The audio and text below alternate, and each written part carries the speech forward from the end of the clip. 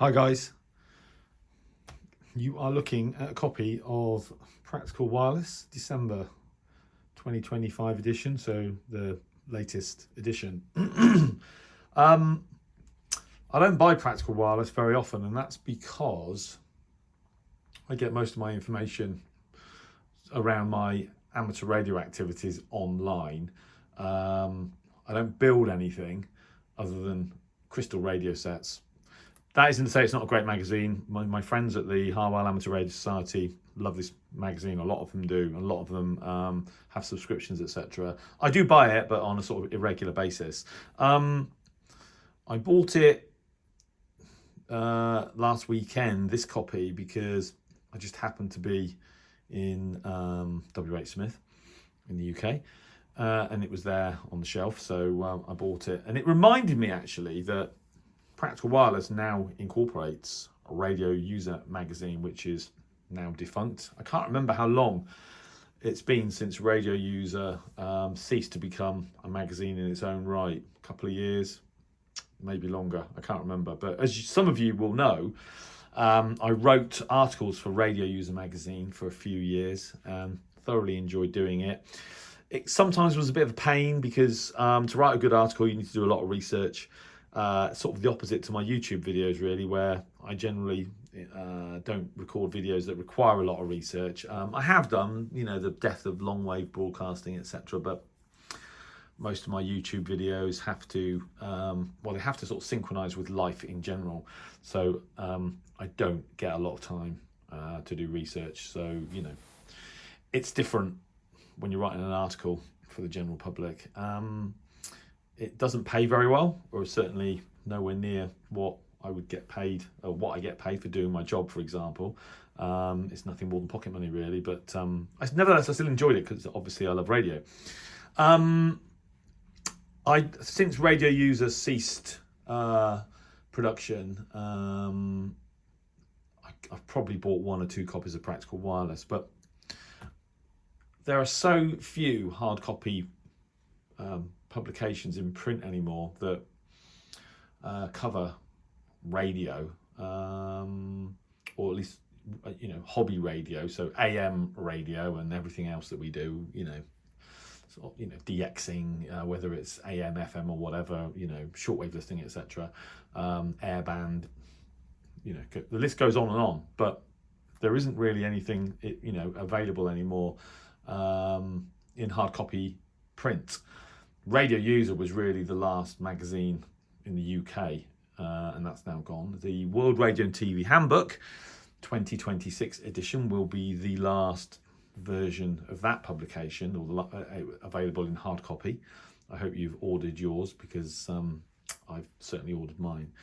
But there is still sometimes interesting articles in Practical Wireless that kind of feed back through to RadioUser magazine. They would have been in RadioUser magazine if it's still been in existence, and a couple of them in this month's edition of Practical Wireless actually are quite close to my heart. There isn't a lot of non-amateur radio information in Practical Wireless, so the RadioUser type articles, at least in this, tend to be the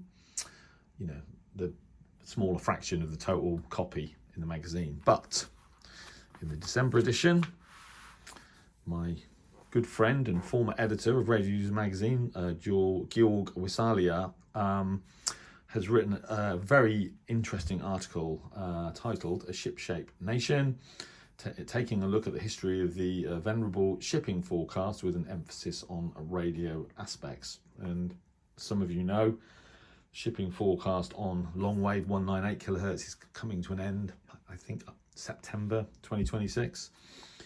So for me, I love long wave. It's my favorite band. It was my favorite band. There's not much left now. What have we got? You've got Algeria and Romania on 153 kilohertz. You've got Medi 1 from Nador, Morocco on 171 kilohertz. You've got Radio 4 on 198 kilohertz, which is coming to an end, as I said, in September next year.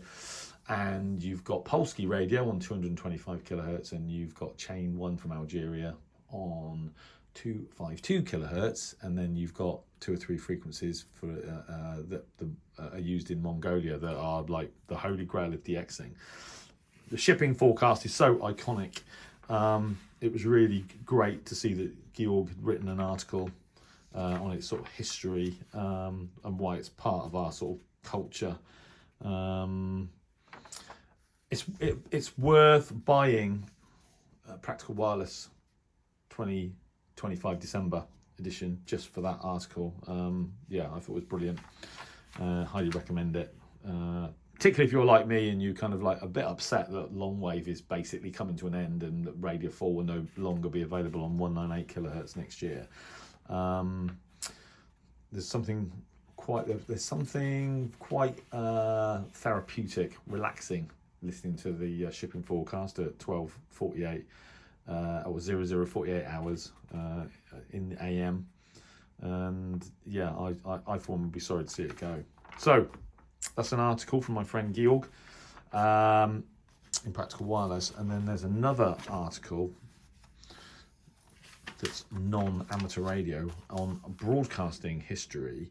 This is by Keith Hamer and Gary Smith, neither of whom I know, but they've obviously built up a huge archive around broadcasting history, and they've written a really interesting sort of article that starts with what was going on at Broadcasting House in London. Well, they're up to part 4, vintage Christmas speaker amplifier advertisement, which is here. What was happening 100 years ago at Christmas on the radio, of course, the rise and fall of 198 kilohertz long wave.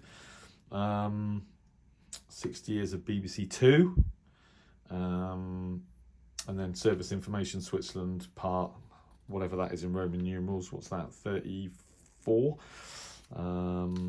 etc. So very interesting article. I'm presuming that to get more to access some of this information, you need to go online, but I can't find a link as such, so I'll have to have another read through. But nevertheless, really interesting. Broadcasting history has become more interesting to me the longer that I've been back into DXing, shortwave radio, medium wave DXing, etc. And there's a lot of information online about broadcasting history. There's a really good guy actually on X, formerly known as Twitter, called Chris Greenaway, who works for BBC Monitoring, and he has published some really excellent threads on radio broadcasting history. Chris Greenaway, look him up on X, on the history of long wave, how they had to be careful during the wars so as not to avoid signals becoming beacons for the sort of German Luftwaffe, etc. But yeah, there's several threads that if you're interested in broadcasting history, look him up on X. So there you go. So broadcasting history and A Shipshape Nation by Georg Wiesalia, looking at the shipping forecast, completely non-amateur radio related, in the December 25 edition of Practical Wireless. Highly recommend that you get a copy just for those articles if that interests you, and it certainly does me. So in the meantime, I will continue to buy this magazine on an irregular basis probably. I'm a member of the Radio Society of Great Britain, of course, and I receive a copy of Radcom every month, which I do obviously therefore read regularly. Yeah, I'd sort of forgotten about RadioUser magazine. It's such a shame, but as I said, they've not been around for sort of 2 or 3 years, and they've sort of disappeared from the sort of front of my mind really. But Georg Wiesalia, the editor of RadioUser magazine, is still around, still writing articles, and they can be found in Practical Wireless. So there you go. Of course, if you're into amateur radio, then it is a brilliant magazine.